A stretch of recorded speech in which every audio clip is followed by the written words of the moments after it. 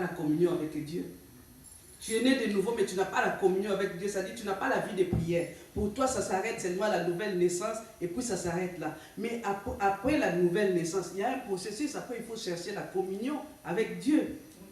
Alléluia. Amen. Alléluia. Amen. Ça fait mal. Lorsqu'on te fait des reproches, ça fait mal. Moi, la première. Ça fait mal. Mais par la suite, si tu t'assois, tu vas te rendre compte que non. En fait, un tel avait raison. Alléluia. Amen. Si j'avais écouté, je ne serais pas tombé dans ces pièges-là. Mais lorsqu'on te mettait en garde, tu ne voulais pas écouter. Les gens du monde disent,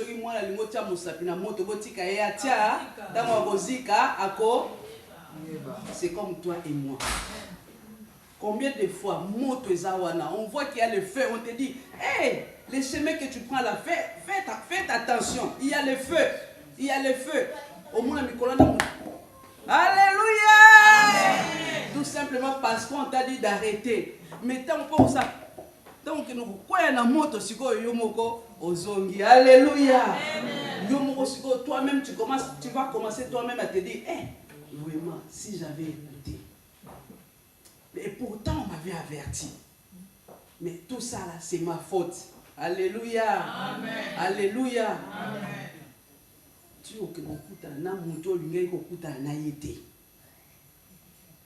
Tout simplement parce que tu n'as pas voulu écouter. Vous savez, Dieu est Dieu. Dieu est grand. Dieu est merveilleux. Dieu ne donne pas de mauvaises choses. On reçoit les mauvaises choses lorsqu'on s'écarte de la voix du Seigneur.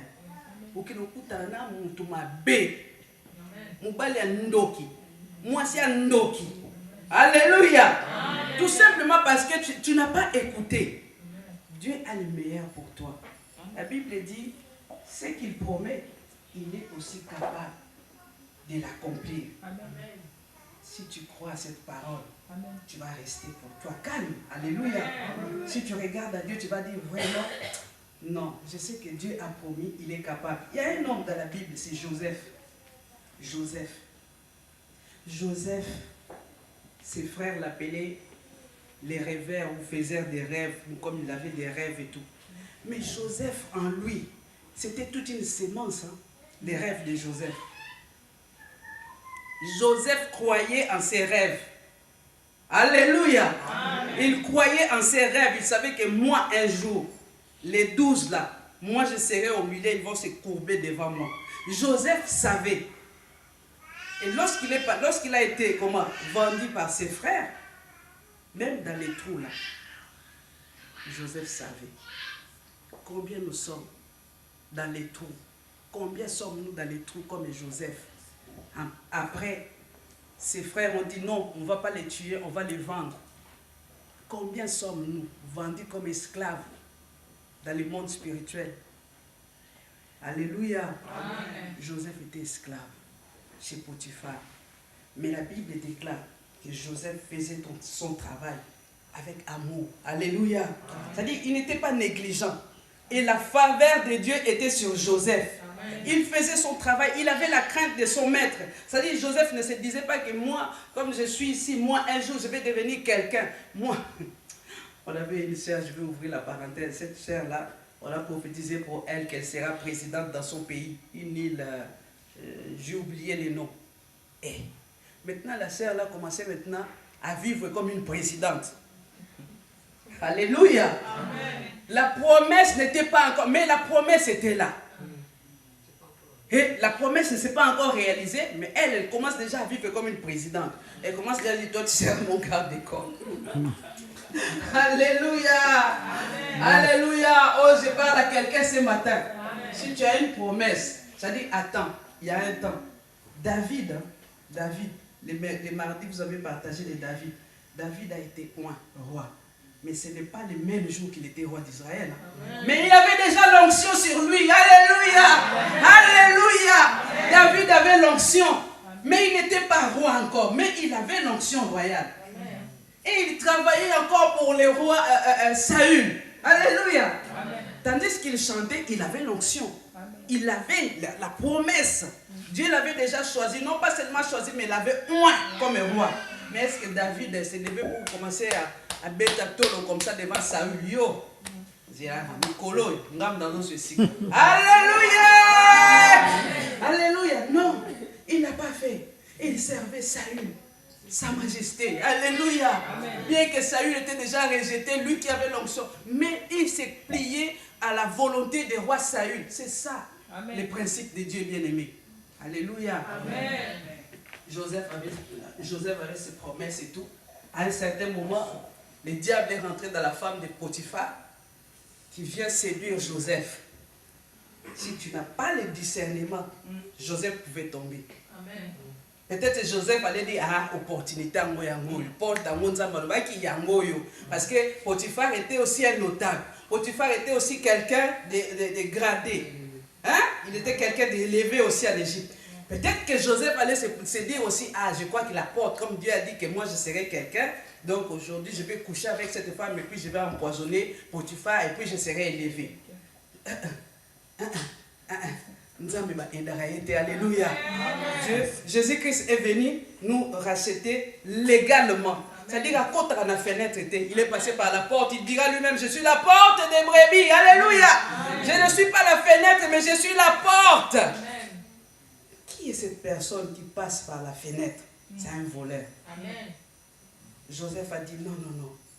Ce que Dieu m'a promis, ce n'est pas ça. Ça, c'est l'impudicité. Ça c'est l'adultère. Ça, c'est... Je préfère prendre mes clics et claques et partir d'ici. Joseph a fui.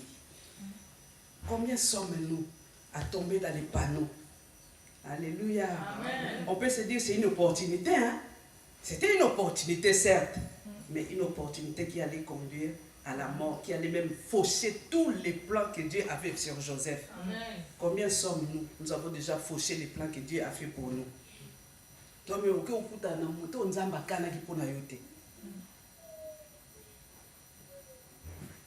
Alléluia. Amen. Alléluia. Amen. Tu vas croiser une personne qui ne t'était pas destinée. La vie aussi, pas, on ne fait pas des brouillons. Ce n'est pas comme brouillon, tu écris avec un crayon, après tu viens gommer ou bien tu arraches cette feuille-là. Non. Que Dieu nous aide ce matin. Amen. Vraiment, si nous avons fauché quelque part, si nous avons manqué le discernement, vraiment, que Dieu nous pardonne, que nous revenons sur les droits chemins, afin que nous puissions nous aussi croiser ce qu'il a promis pour nous. Amen. Amen. Amen. Mis à part Joseph, il y a aussi une autre personne. Ces dernières semaines, nous avons beaucoup parlé de Daniel. Lorsque Daniel est parti à Babylone et tout, Daniel, la Bible dit que Daniel ne s'est pas souillé avec les mains du roi. C'est-à-dire que Daniel n'est pas tombé dans la compromission. Daniel a refusé les mains du roi. Mais aujourd'hui, combien sommes-nous les mercredis? Je donnais un exemple. Tu travailles, je ne sais pas, tu es comptable. Il y a ton collègue qui fait des fausses factures et tout. Et toi, enfant de Dieu, si tu es là, tu vas te dire peut-être c'est délicat. Alléluia. Amen. Mais si Dieu t'a mis à ce poste-là, Dieu va voir ta fidélité. Mais combien d'enfants de Dieu rentrent dans ces jeux-là, tombent dans ces jeux-là? Donc moi j'ai 100, bon toi tu auras 50, je te donne 80. Et tu regardes dans ton compte, moins 500. Et tu vois les 80 qu'on va te donner là, pour toi tu vas dire ça c'est une opportunité. Les diables aussi donnent les pains. Alléluia. Amen. Les diables aussi donnent du pain. Ça, c'est le pain que les diables donnent. Tu es tombé dans la magouille. Tu es tombé dans la compromission. Combien sommes-nous aujourd'hui à tomber dans la compromission? Tu sais que ce n'est pas bien, mais tu le fais quand même. Laisse-moi te dire ce matin, dans les épîtres de Jacques, la Bible dit, celui qui sait faire le bien et qui ne le fait pas, commet un péché. Tu sais faire le bien, mais tu ne le fais pas, c'est un péché. Tu sais intercéder, mais tu ne le fais pas, c'est un péché. Alléluia. Je répète, tu sais intercéder, tu ne le fais pas, c'est un péché. Tu as été gagneur d'âme, ici tu ne le fais pas, c'est un péché. Alléluia. Amen. Alléluia. Amen. Que le Seigneur nous bénisse. Aujourd'hui, par rapport à la deuxième clé, les gens accourent après les dons. Les gens veulent avoir des dons. Les gens veulent avoir ceci, mais les gens ne veulent pas recevoir la personne qui donne les dons. Il y a un proverbe chez nous, on dit, si tu aimes la poule, il faut aussi aimer les poussins. Mais il y a des hommes qui aiment la poule, mais qui n'aiment pas les poussins. Mais si tu aimes la poule, tu n'aimes pas les poussins, la poule ne va pas t'aimer. Alléluia. Amen. Parce que c'est ses poussins à elle. Amen. Alléluia. Amen. Quoi qu'il y ait quand même des poules un peu, je ne sais pas, insensées, qui abandonnent les poussins pour suivre les coqs. Et après, ces poussins se font manger par les éperviers et tout. Ça, c'est une parenthèse. C'est encore une autre chose. On aime les dons. On aime la guérison. Seigneur, donne-moi. Seigneur, donne-moi. Mais toi, tu aimes le Seigneur. Il va te donner, mais toi, tu l'aimes. Apprenons à aimer celui qui donne tout. Amen. La Bible dit, tout don parfait vient du Père des Lumières, chez qui il n'y a ni changement, ni ombre de variation. Tout don excellent vient de lui. Amen. Tout vient de lui. Et en lui, il n'y a pas de changement, ni ombre de variation. Tandis que chez les hommes, il y a des changements, il y a des ombres de variation. Voilà, Jésus, alléluia. Je passe rapidement à la troisième clé. La troisième clé qui ouvre, qui peut déclencher la faveur de Dieu, c'est être une bénédiction pour les autres. Être une bénédiction pour les autres. Alléluia. L'égoïsme, c'est pas bien. L'égoïsme, c'est pas bien. Abraham, un jour, était dans son champ et il lève les yeux comme ça. C'est dans Genèse chapitre 18. Toujours, tu vas lire chez toi. Il lève les yeux et il voit 3 personnes. Et il s'approche de ces 3 personnes. Il dit, venez, venez chez moi. Genèse chapitre 18, verset 2 à 10. Il dit à ces gens-là, venez chez moi. Et Abraham a fait à manger pour ces 3 hommes-là. Or, il s'avérait que ces 3 hommes-là, c'était des anges. Alléluia. Et c'est après avoir mangé que ces anges-là ont commencé à dire à David, l'année prochaine, ta femme, on va revenir. Alléluia. Amen. La Bible dit, dans les livres des Hébreux, Hébreux chapitre 13, verset 2. Et j'aimerais que tu soulignes ça. Si tu as ta Bible, tu peux souligner Hébreux chapitre 13, verset 2. La Bible dit exercer l'hospitalité, car en exerçant, quelques-uns ont logé les anges. L'hospitalité. Faire du bien aux autres. Faire du bien aux autres, ça peut aussi déclencher une porte de la faveur de Dieu. Amen. Un jour, Élisée, qui avait pour l'habitude, marcher, et il y a une femme, la femme du Sunem. Il regardait Élisée. Elle a arrangé sa maison. Elle a même fait une chambre haute pour Élisée. Alléluia. Et elle a préparé une place pour Élisée. Et Élisée a dit à cette femme, tu me fais tellement du bien. Mais Élisée s'est concerté avec son serviteur. Comment il s'appelait déjà? Voilà, Géasi. Il a dit, mais cette femme, tellement d'empressement envers nous, mais qu'est-ce que je peux faire pour cette femme? Et Géasi a dit, mon Seigneur, cette femme n'a pas d'enfant. Élisée a dit, ah bon? Et Élisée a prié pour cette femme. Et cette femme a eu un enfant. Alléluia. Bien-aimé, l'hospitalité. Faire du bien aux gens. C'est-à-dire, si tu fais du bien aux gens, c'est là que les proverbes qui disent, là où un enfant de Dieu meurt, il y a toujours quelqu'un. C'est-à-dire, il y aura toujours quelqu'un. Quand on va commencer à parler du mal de toi, peut-être que la personne que tu as fait du bien sera là. Elle va dire, ah, non, non, non, non. Cette femme qui ne pouvait pas avoir d'enfant, à cause de son hospitalité, elle a eu un enfant. Et nous connaissons l'histoire, mais les détails, ce n'est pas pour aujourd'hui. Mais c'est cette même femme aussi Un jour, il y a eu une famine. Cette femme a quitté son pays. Et quand elle est revenue, au moment où elle est revenue, Géasi était en train de parler au roi des merveilles qu'Élisée avait fait, entre autres. C'était les témoignages de cette femme. Et cette femme avait tout perdu. Et le roi dira par la suite, non, redonnez-lui tout. Pendant 7 ans qu'elle était en exil, le travail, les bénéfices de son champ, redonnez tout. Alléluia. La faveur de Dieu. C'est vrai que son fils était mort, son fils a ressuscité, mais il y a aussi cette partie-là. Alléluia. L'hospitalité. L'hospitalité, faire du bien aux gens. Toi qui as ces dons-là, si tu te sens découragé, c'est une attaque de l'ennemi qui veut fermer cette porte-là. Moi, ma maison, elle est ouverte. Alléluia. Amen. Moi, ma maison, elle est ouverte. Amen. Si quelqu'un est en difficulté, j'ouvre la porte. J'achète les draps. Alléluia. J'arrange. Et je mets la personne vraiment à l'aise.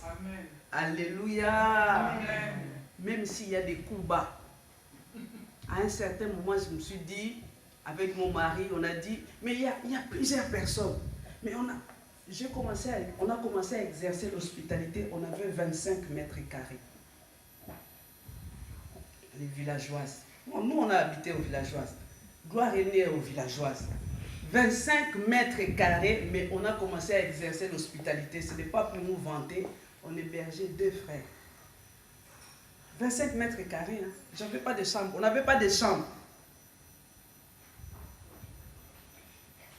Alléluia. Amen. Maintenant que j'ai dit ça, ce n'est pas que tu vas ouvrir ta porte aussi, parce que c'est vrai, en exerçant cela, tu peux héberger des anges, mais en faisant cela aussi, tu peux héberger aussi des démons. Alléluia.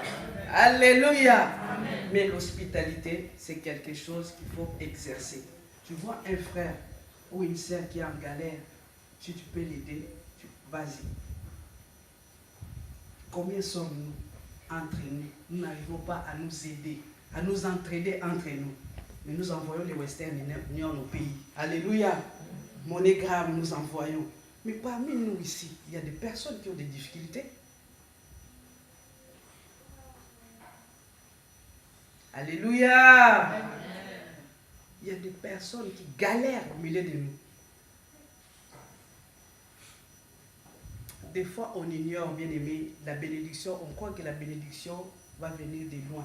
Mais je te dis ce matin, la bénédiction peut être là à côté de toi, mais toi, tu ne le vois pas. Vous connaissez l'histoire d'Agar? Lorsque Sarah a chassé Agar, Agar avec son enfant est parti. Arrivé à un certain moment, l'eau où Agar avait, il n'y avait plus d'eau. Et Agar a mis son enfant de loin, elle a dit, je ne veux pas voir mourir mon fils. Et l'enfant a pleuré. Et Dieu a écouté les cris de l'enfant. Et tout de suite, Dieu a dit à Agar, il a donné à Agar, il a dit, je te bénirai. Regarde à côté de toi, il y a un puits. Alléluia. Agar a regardé, mais Agar a fait les 100 pas. Alléluia. Désert, même pas oiseau, rien. Mais lorsque Dieu a entendu les cris d'Agar, tout de suite Agar a tourné les yeux comme ça, elle a vu. Et, ici il y avait de l'eau, mais je ne l'avais pas vu. Faire du bien. La bénédiction que tu cherches là, la personne que tu crois que la personne va te bénir, ce n'est pas cette personne-là. Des fois, on ne soupçonne même pas. Alléluia. C'est-à-dire, on a tendance à regarder, on dit cette personne, lorsque Dieu a envoyé Samuel pour oindre les enfants d'Isaïe. Vous connaissez l'histoire? Lorsque Samuel a vu celui qui avait des biceps là, hein, il a dit certainement, loin de l'Éternel est là. Dieu a dit non. Nous avons pour tendance de regarder ce qui frappe les yeux. Des fois, la personne que tu vois venir en jean, la personne que tu vois venir en boubou, la bénédiction viendra de cette personne. Amen. Alléluia. Amen. Dieu ne regarde pas l'apparence. Nous avons pour l'habitude de regarder à l'apparence. Emmanuela, tu as sommeil. Tu t'es couché tard. Hein? Essaie de garder les yeux ouverts. Alléluia. Que le Seigneur te bénisse aussi. Et donc nous voyons la troisième clé. Proverbe 11, 27 dit, celui qui recherche les biens, s'attire de la faveur. Si tu cherches à faire du bien, cela attire aussi la faveur de Dieu. Apprenons, recherchons à faire du bien. C'est-à-dire autour de nous, recherchons à faire du bien. Alléluia. Amen. Recherchons à faire du bien. Celui qui recherche à faire du bien, cela attire la faveur. Mais celui qui poursuit le mal, en est atteint. Si toi tu cherches seulement à faire le mal aussi va t'atteindre un jour.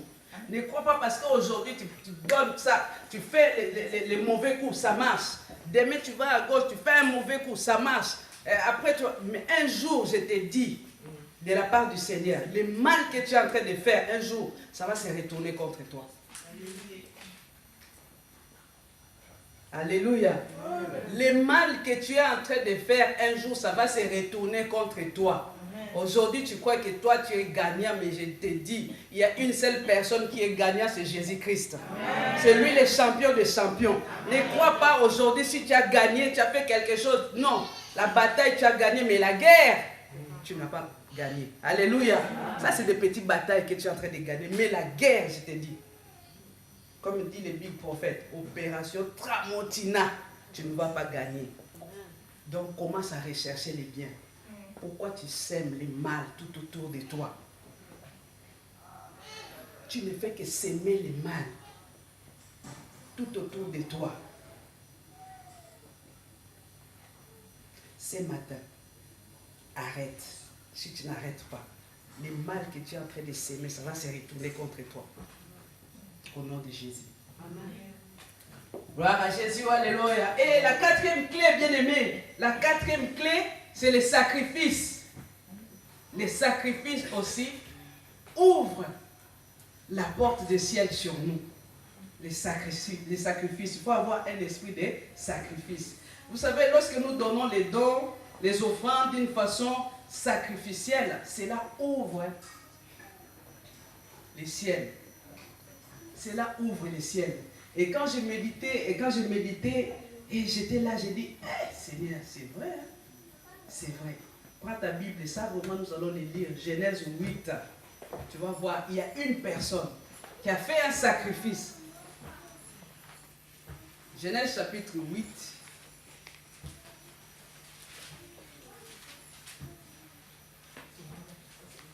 Je ne savais même pas, moi-même, je ne savais même pas cette histoire. Mais quand je suis tombé sur ça, j'ai dit, hey, Seigneur. Genèse chapitre 8, versets 20 à 22. Je vais lire la parole au nom de Jésus. Amen. Noé bâtit un autel à l'Éternel. Il prit de toutes les bêtes pures et de tous les oiseaux purs, et il offrit des holocaustes sur l'autel.